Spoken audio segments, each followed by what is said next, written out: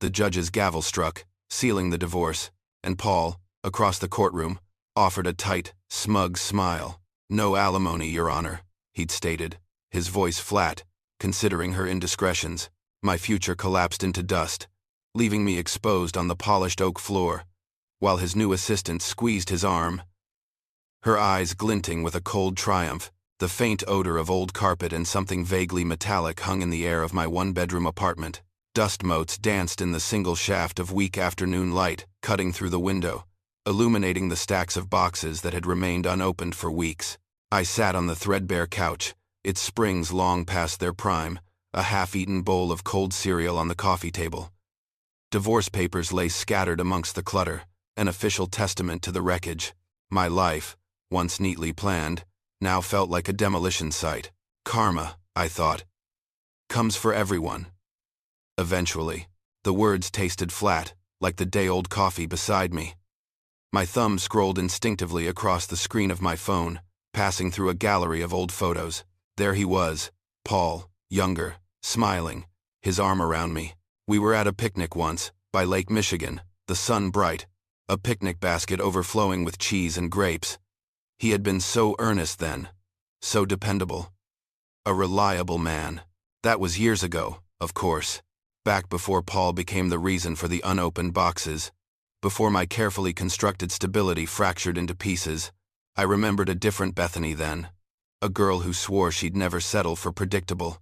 I'd been a wild child, as my mother used to say, a little too loud, a little too quick to chase the next thrill. My relationships before Paul had been a series of fleeting excitements, burning bright and dying fast. There was Todd, with his motorcycle and restless energy, who always left me wanting more and getting less. And Kyle, a musician who promised the world but could barely hold down a job. They were chaotic, exhilarating, and ultimately left me heartbroken and exhausted. That's why Paul seemed like such a revelation. He was an accountant, methodical, and quiet. He wore sensible shoes and tucked his shirts in. I remember sitting in a noisy bar, the kind of place I used to frequent with Kyle, and Jenny, my best friend, leaned across the sticky table, her voice cutting through the bass line. "You're seriously marrying the accountant, Bethany?" Jenny's eyebrow arched, a familiar skepticism in her eyes. Her glass, condensation dripping onto the coaster, felt heavy in her hand. I took a slow sip of my own drink, the gin and tonic tart on my tongue. "He's stable, Jenny. Reliable. That's what I need now." I gestured vaguely around the bar, at the swirling crowd. "No more drama. No more chasing after guys who can't even remember my birthday." Jenny snorted, a low, dismissive sound. "Remember when you told me you'd rather die than become one of those boring suburban wives? With the minivan and the casseroles?" A small, uncomfortable twinge stirred in my stomach, a familiar feeling I'd been trying to ignore for months. It wasn't exactly shame, more like a dull ache of recognition, but I pushed it down. "I've grown up, Jenny. Paul is exactly what I need. After all the chaos, all the heartbreak." I paused, meeting her gaze. "He's good to me." Jenny took a long drink, her eyes never leaving mine. "Are you marrying Paul because you love him?" she asked, her voice quieter now. "Or because you're just tired of getting your heart broken?" The question hung in the smoky air between us, precise and sharp. I felt a sudden urge to push it away, to change the subject. "Another martini," I called out to the bartender, waving a hand. I turned back to Jenny, forcing a smile that felt brittle even to me. "I love him, Jenny. He's good for me." The words came out firm, but inside, a small, cold voice whispered a different truth. Even then, on our third date, I'd noticed it. A certain awkwardness, a mechanical quality to his touch. It wasn't a spark, not the kind of fire I'd known with Todd or Kyle, even in their worst moments. It was a faint whisper of doubt, a quiet observation of his physical shortcomings. But I'd pushed it away then too. I told myself that kindness and stability were more important. I convinced myself that passion was overrated, that a gentle, dependable man was what a grown woman truly desired. It was a lie, of course, built slowly, brick by brick, a lie I told not just to everyone else, but most importantly, to myself. The weeks leading up to the wedding were a blur of meticulously organized chaos. Paul, in his element, had created spreadsheets for everything. Guest lists, seating charts, floral arrangements, even the exact timing of the cocktail hour music. His laptop was a constant presence, open on the kitchen counter, its screen glowing with color-coded cells and detailed formulas. Every discussion about the wedding became a planning session, every choice logged and optimized. One evening, as he droned on about the optimal humidity levels for the outdoor reception tent, something in me snapped. We were sitting at the small dining table in his immaculate apartment, a stack of fabric swatches between us. "Don't you want anything to be spontaneous, Paul?" I heard myself ask, the words sharper than I intended. "Just once? Doesn't everything have to be so perfect?" He looked up from his notes, his blue eyes wide, a flicker of hurt crossing his face. His hand paused, mid-air, a pen clutched between his fingers. "I just want everything to be perfect for you, Bethany," he said softly, his voice barely above a whisper. "You deserve the best." His sincerity, his quiet devotion, hit me with a wave of guilt. He wasn't trying to control. He was trying to love me in the only way he knew how. I mumbled an apology, reaching across the table to squeeze his hand, feeling the calluses from his office job. The wedding day arrived, a crisp September afternoon. Everything was, as Paul had promised, perfect. My custom-made dress, a simple ivory satin, flowed around me as I walked through the sprawling gardens of the estate. The sunlight filtered through the old oak trees, dappling the white rose petals scattered on the aisle. The string quartet played Vivaldi, just as Paul had specified. It was everything a bride could dream of. Every detail orchestrated to perfection. My mother, teary-eyed, squeezed my hand. Jenny, ever the pragmatist, gave me a subtle wink from the front row. Later, under the soft glow of fairy lights, we took our first dance. Etta James's "At Last" filled the air. Paul, who'd sworn he had 2 left feet, surprised me by leading with a hesitant but practiced grace. He'd taken secret dance lessons. His earnestness, the way he looked at me, full of adoration, brought tears to my eyes. For a few perfect minutes, swaying in his arms, I actually convinced myself that everything would be fine. I truly believed, against the quiet logic of my own gut, that the man holding me was the answer to all my past heartbreaks. The honeymoon suite was opulent, overlooking the ocean. The air conditioning hummed softly. Paul stood behind me, his hands gently finding the zipper of my dress. "You're so beautiful, Bethany," he whispered, his voice thick with emotion. I felt his fingers tremble as he pulled the zipper down, the satin sliding away from my skin. A part of me, the part that wanted to believe in the fairy tale, wanted to feel something in return, excitement, anticipation, even a nervous flutter. But there was nothing, just a gnawing dread in the pit of my stomach, a cold, empty space where desire should have been. That night was exactly what I feared it would be. Paul was attentive, gentle, almost painfully so. He tried. I knew he did. But his efforts, though sincere, were completely inadequate. There was a lack of something essential, an absence of fire, of true connection that transcended the physical. It felt like a checklist, executed with precision, but without passion. Lying there afterward, the silk sheets cool against my skin, I listened to his contented breathing beside me. He was asleep, oblivious to the quiet storm raging within me. I stared up at the unfamiliar ceiling, fighting back the hot, bitter tears that pricked at my eyes. This was my life now, I realized. This calm, predictable, utterly devoid experience. I had chosen stability. And now I had it in spades. Our honeymoon in Maui was a parade of postcard-perfect moments. The resort was stunning, the beaches pristine, the weather relentlessly sunny. We snorkeled, we ate fresh seafood, we watched sunsets. But every night, the dread returned. I started making excuses. "I'm so tired, Paul," I'd say, stretching dramatically. Or, "My head's pounding from the sun." A sudden sun-induced migraine became a frequent complaint. "I'm just too full from dinner," I'd offer, patting my stomach lightly. He accepted each excuse with his patient smile, the one that was starting to make my skin crawl.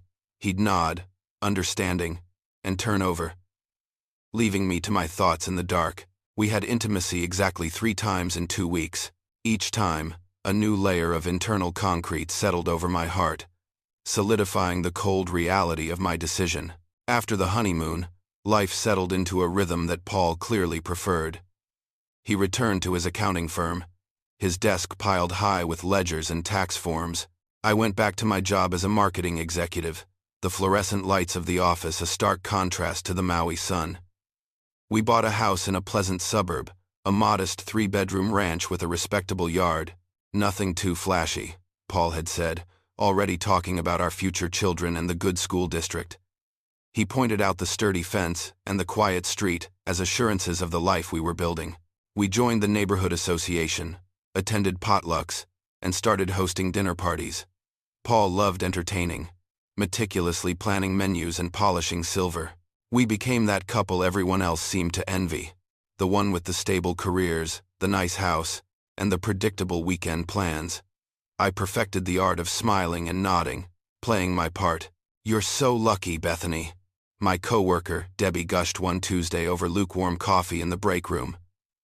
She was stirring her 3rd packet of sugar into her mug. "Paul is such a sweetheart. Remember Mark's birthday last month?" Forgot it completely. I had to remind him myself. She rolled her eyes, a common gesture when discussing her husband. "Paul always remembers, doesn't he? Flowers, dinner, the whole 9 yards." I forced a smile, the muscles in my cheeks feeling stiff. "Oh, he's very organized," I confirmed, thinking of Paul's digital calendar, crammed with reminders. He has them all in his calendar with reminders. It was true. Every anniversary, every holiday, every thoughtful gesture was scheduled, logged, and executed with robotic precision. In the beginning, those perfectly timed gestures had felt sweet, a testament to his attentiveness. Now, they had lost their charm, feeling less like romance and more like checking off another item on a to-do list. The flowers arrived on time. The dinner reservations were made. But the emotional spark, the spontaneity that makes a gesture truly meaningful, was absent. It was a well-oiled machine, efficient but soulless. 6 months into the marriage, the quiet desperation started to feel unbearable. I found myself making an appointment with Dr. Hayes, a love therapist I'd seen advertised online. I went alone, of course. Paul, I knew, would never understand. He'd probably wonder why anyone needed a therapist when everything, by his metrics, was perfectly fine. Dr. Hayes' office was exactly as expected. Muted colors, soft lighting, comfortable armchairs that sank just a little too much. A faint hum of a white noise machine masked the city sounds outside. She was a kind woman, with gentle eyes, her voice calm and even. "So, Bethany," she began, after I'd laid out a carefully edited version of my marital woes, omitting the most intimate details. "It sounds like you're feeling a lack of connection." I nodded, gripping my hands in my lap. "It's more than that." I hesitated, then blurted out, "It's the intimacy, doctor. It's just not there. Or when it is, it's not satisfying." Dr. Hayes listened patiently, nodding. "Size isn't everything, Bethany," she said gently, her voice reassuring. "There are many ways to achieve satisfaction in a relationship. It's about communication, about exploring together." My resistance was strong, a wall I'd spent months building. "I can't talk to him about it," I whispered, the shame hot on my face. "He's so sensitive. It would destroy him. He tries so hard." The thought of hurting Paul, of seeing that wounded look in his eyes again, made my stomach churn. It felt like an act of cruelty. Dr. Hayes leaned forward slightly. "What's destroying your relationship, Bethany, isn't what you perceive as physical shortcomings. It's the lack of communication. It's the silence. Intimacy, true intimacy, is built on connection, trust, and openness. If you can't talk about what you need, how can he possibly meet those needs?" Her words were logical, undeniable, yet they felt like a foreign language. Despite the therapy, despite knowing she was right, I remained unable to open up to Paul about my deepest needs. The fear of shattering his fragile contentment, and my carefully constructed illusion of a perfect life, was too great. I left each session feeling more trapped than before, the silence between us growing louder, a constant hum of isolation. A year melted into 18 months. I continued my solitary sessions with Dr. Hayes, talking around the edges of my unhappiness, still unable to confront the core issue. The perfectly ordered life I'd curated felt less like a sanctuary and more like a gilded cage. I was resentful, restless, a constant hum of dissatisfaction beneath the surface of my polite smiles. Paul, oblivious, seemed content. His routines, his predictability, were a comfort to him. One Saturday morning, as we sipped coffee in our meticulously kept kitchen, Paul looked up from his financial newspaper. "You know, Bethany," he began, "we've been married a while now. Maybe a baby would bring us closer." He offered that hopeful smile, the one I found so hard to meet, so full of innocent expectation. He saw children as the next logical step, another item on the life checklist, a guaranteed path to deeper connection. A wave of cold panic washed over me. The spoon clattered against the ceramic of my mug. The idea of bringing a child into this loveless, passionless marriage, into this quiet charade, felt fundamentally wrong. It was a betrayal not just of Paul, but of an innocent future life. How could I nurture a child when I felt so starved of genuine emotion myself? The thought was suffocating. I managed a vague, non-committal answer, something about waiting until the timing was right, and quickly changed the subject to the dripping faucet. Then Robert arrived. He was the new project manager, transferred from the Chicago office. He walked into the open plan office like a gust of fresh air, all easy confidence and quick wit. Tall, with dark, intelligent eyes, and a smile that crinkled at the corners. He was exactly the kind of man I used to fall for, before I decided to be sensible. He exuded a raw, unpolished energy that was a stark contrast to Paul's controlled demeanor. Our initial interactions were professional, but there was an undeniable current beneath them. His intense gaze, the way he listened, truly listened, when I spoke, made me feel seen in a way I hadn't been in years. It was a spark, a dangerous flicker in the carefully banked embers of my emotions. One afternoon, we ended up grabbing lunch together in the bustling downtown cafe. He told a funny story about a disastrous client presentation in his old office, complete with exaggerated gestures and a perfectly timed punchline. I found myself laughing, a genuine, unforced laugh that bubbled up from deep inside me, a sound I hadn't heard myself make since before Paul. It felt good, liberating. As we walked back to the office, the late afternoon sun warm on our faces, he turned to say something, and I glanced down. Just for a moment, that was when I saw it, a small, almost imperceptible bulge in his jeans as he moved. An instant, forbidden thought flashed through my mind, hot and illicit. I immediately felt a flush creep up my neck, ashamed of my own sudden, visceral reaction. I quickly looked away, my heart thumping a frantic rhythm. The office Christmas party was held in a rented ballroom, filled with the usual forced merriment and slightly uncomfortable dancing. Paul, ever predictable, had an early morning flight for a conference, so he made his polite goodbyes just after dessert, meticulous as always. He gave me a chaste kiss on the cheek, told me to have fun, but not too much, and disappeared into the winter night. A few minutes later, Robert appeared at my elbow, a half-empty glass of champagne in his hand. His eyes sparkled, and his smile was a little looser than usual. "So, Mrs. Miller," he drawled, his voice low and intimate, "your chariot awaits?" He gestured towards the door with his glass. "Or perhaps a late-night drink? There's a decent little bar around the corner." My breath caught in my throat. My mind raced, picturing myself walking out with him, leaving the stale party behind. "Oh, I can't," I said, my voice thin. "My husband." The words felt like ash in my mouth. A part of me desperately wanted to say yes, to chase that dangerous thrill. I felt immense guilt, a crushing weight of betrayal, even though nothing had happened. Yet, underneath the guilt, there was also a thrill, a dangerous sense of possibility, stirring within me. The feeling of being desired by Robert, truly desired, ignited a dormant part of me. A deep, aching longing I had buried so carefully beneath layers of stability and responsibility. It was a dangerous game, and I knew I was already losing. The weeks following the Christmas party were a slow, simmering escalation. Robert continued his subtle pursuit, a hand brushing mine a little too long when passing documents, an intense gaze held just a fraction longer than appropriate across the conference table, casual, suggestive comments whispered in the hallway, veiled enough to be deniable, yet direct enough to be understood. I felt like a character in a bad romance novel, predictable and cliché, yet undeniably drawn to the forbidden attention, the intoxicating validation. It was a dangerous game, and I was losing my grip on the rules. One Tuesday night, after another dinner with Paul that felt like a quiet negotiation of politeness, after another gentle but unsatisfying attempt at intimacy that left me feeling more alone than before, I lay awake in the dark. Paul's even breathing filled the room, a testament to his untroubled sleep.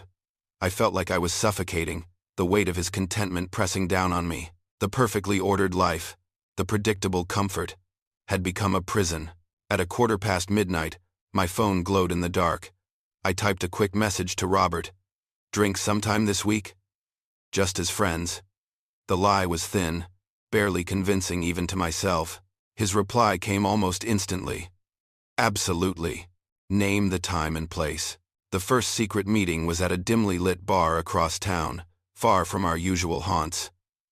Drinks turned into an intense, exhilarating conversation. He listened to me, truly listened, making me feel interesting and desirable, not just a wife performing a role. His eyes held mine, dark and searching, understanding something I hadn't dared articulate. The air between us crackled, charged with unspoken possibility. And then, without warning, his hand was on my cheek, warm and firm. And he leaned in. The kiss was sudden, hungry, a dam breaking inside me. It was like a dam had broken, a raw passion, a hunger I hadn't realized I possessed, finally unleashed. It was reckless and consuming. The affair began in earnest after that. Secret hotel rooms, hurried lunches that stretched into long afternoons, clandestine late-night calls whispered into the phone in the pantry. I told myself it was just physical, a way to cope with the gaping hole in my unfulfilled marriage. I was simply seeking an outlet, a pressure release. But the emotional connection grew, insidious and undeniable. Robert praised me, made me feel alive and desired, beautiful and witty. Everything Paul couldn't or wouldn't do. He spoke of my intellect, my laugh, the way my eyes sparkled when I was passionate about something. Paul had never seen those things, or perhaps he hadn't cared to. Guilt and exhilaration intertwined, a potent cocktail I drank every day. I felt terrible for deceiving Paul, for the lies, for the stolen moments. But the excitement of the affair, the thrill of the danger, was addictive. It was a lifeline thrown into my stagnant life. I told myself I was a victim, that Paul had forced me into this with his inadequacies, with his inability to connect with me in the ways I craved. It was a flimsy excuse, but I clung to it. Jenny, my best friend, noticed the change. Over coffee one morning, she tilted her head, observing me. "You're glowing, Bethany," she teased, a knowing glint in her eyes. "What's his name?" I laughed, a little too loudly, and deftly deflected, blaming a new skincare routine and a good night's sleep. The lie felt easy. Too easy. Paul, meanwhile, remained oblivious. He was planning a romantic weekend getaway for us, a surprise trip to a cozy bed, and breakfast upstate.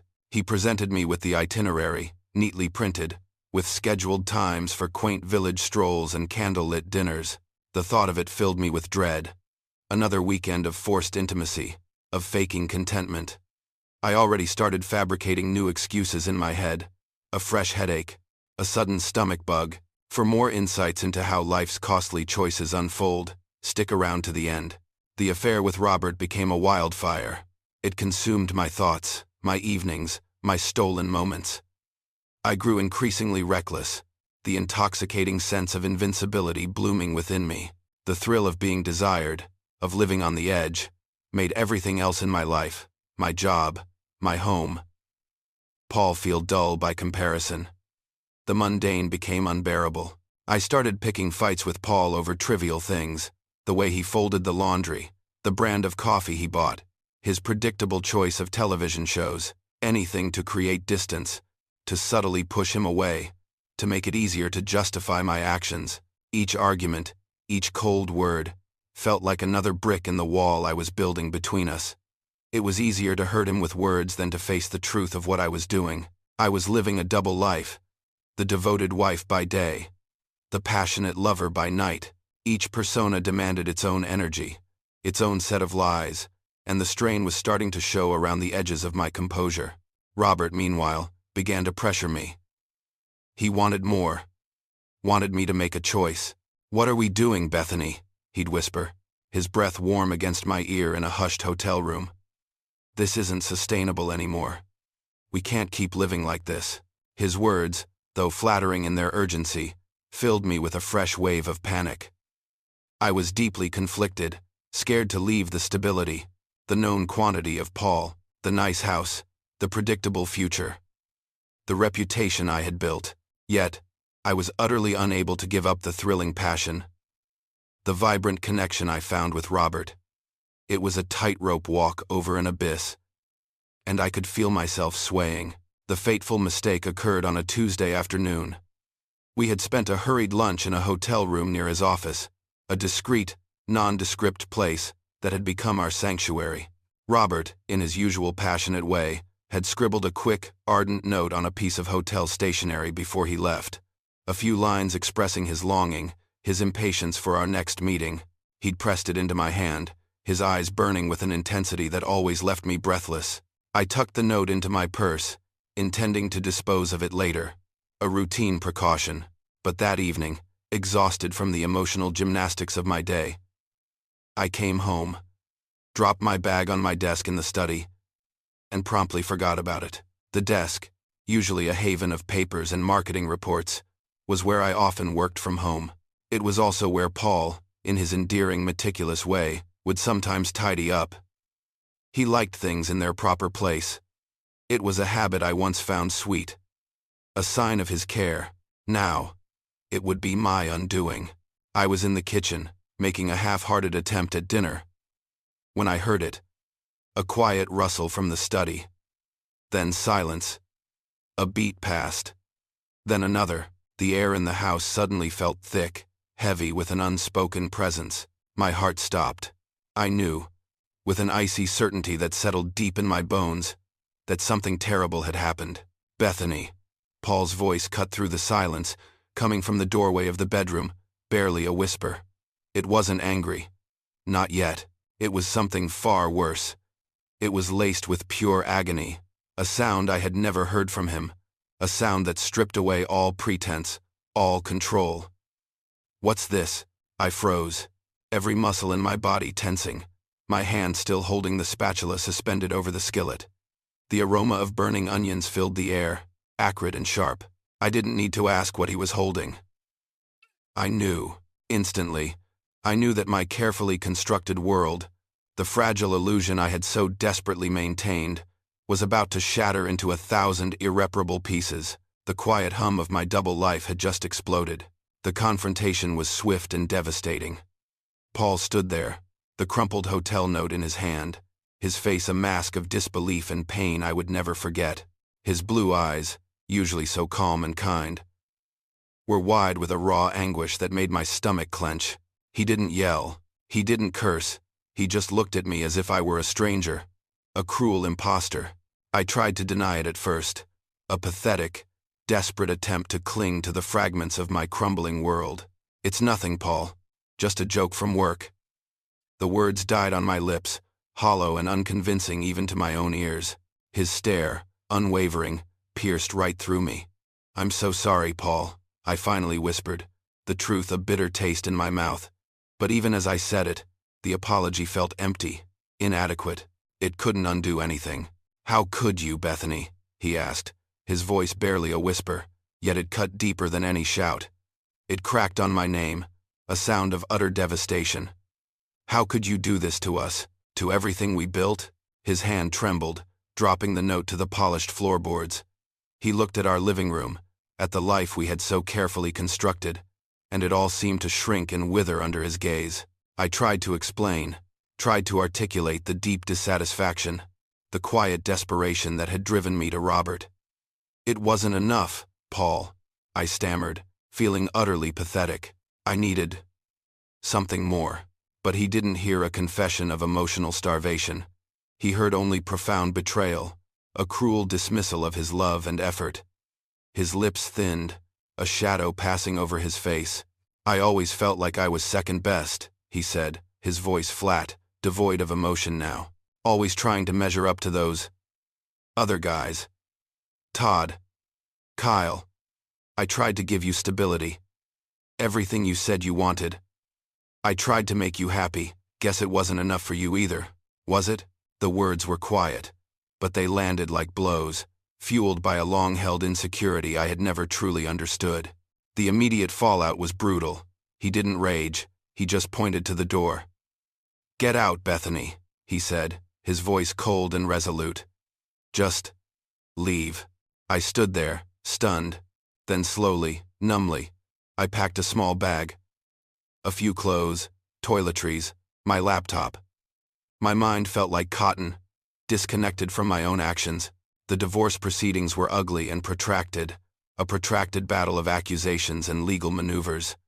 Paul's quiet despair had hardened into a cold, unwavering rage. He pursued every avenue, fought for every asset. My crushing shame made it difficult to fight back effectively. Every court appearance, every legal document, was a fresh wound, a public stripping bare of my dignity. Then came the public humiliation. Robert's wife, Clara, a woman I had never met, learned of the affair. She didn't keep it quiet. The news spread through our tight-knit suburban community, then through the corporate world. Whispers followed me in the grocery store, judgment in the eyes of neighbors. My professional reputation, once stellar, was irreparably ruined. My company, a large, image-conscious firm, eventually let me go, citing recent negative publicity that was damaging to the brand.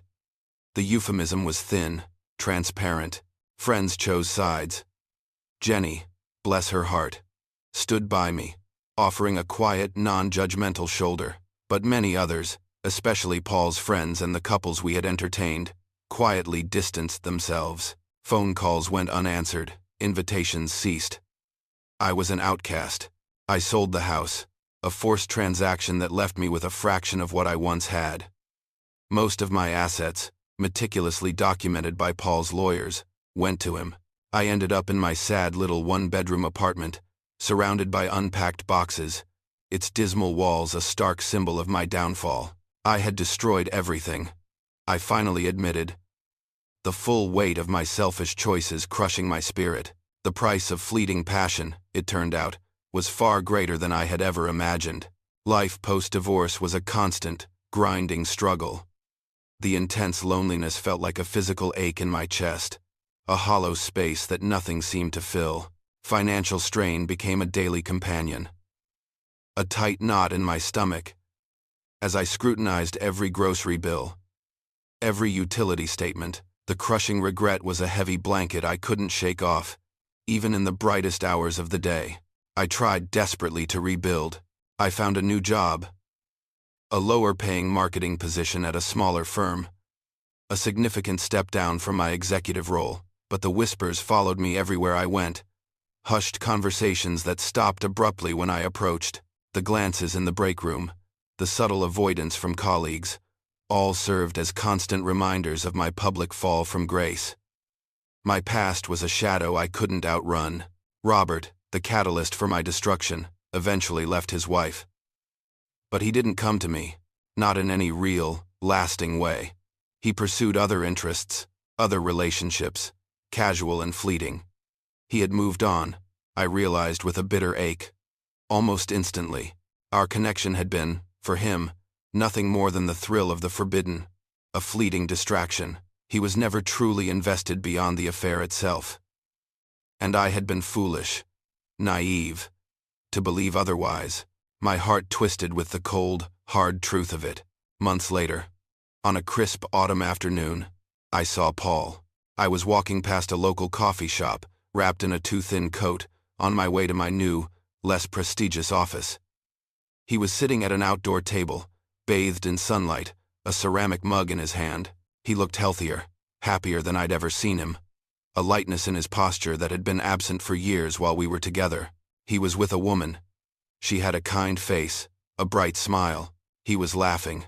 A genuine, open sound that carried on the breeze. A sound I hadn't heard from him in so long. There was a light in his eyes, a spark of contentment that had been missing, buried beneath the weight of our broken marriage.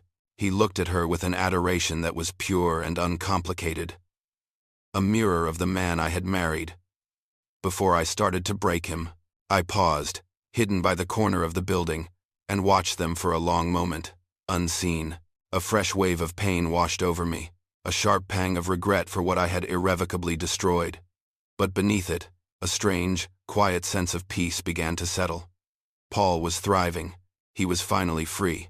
Free from my unhappiness, free from the suffocating burden of my unspoken desires and his quiet inadequacies.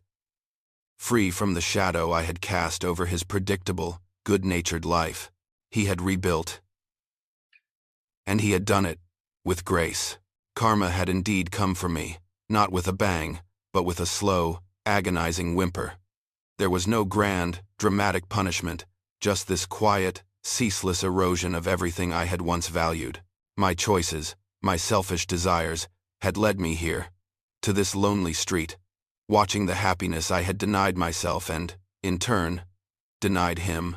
I was the architect of my own destruction, and I had paid the price for my selfish desires. The cost was everything. The long, solitary road stretched out before me, empty and stark. I would walk it alone, forever carrying the weight of my past, a silent testament to the bitter harvest of a life consumed by restless longing and a catastrophic betrayal. They say karma comes for everyone, eventually. I used to think that was just something people said to make themselves feel better, or worse, about their misfortunes. Now I know better. My life, once meticulously built on stability and perceived security, had been dismantled by my own hand. The quiet satisfaction I'd observed in Paul's new life, the lightness in his eyes, was a stark mirror to my own hollow existence. He had found peace. I had found the bitter truth of my choices. There was no grand moment of reckoning, no dramatic collapse. It was a slow, agonizing whimper, as karma unwound every thread I had so carelessly pulled. I was the architect of my own destruction, not a victim of circumstance or another's inadequacy. I had paid the price for my selfish desires, a cost measured in shattered trust, lost reputation, and profound, enduring loneliness. The road ahead was long, solitary, and forever marked by the weight of my past.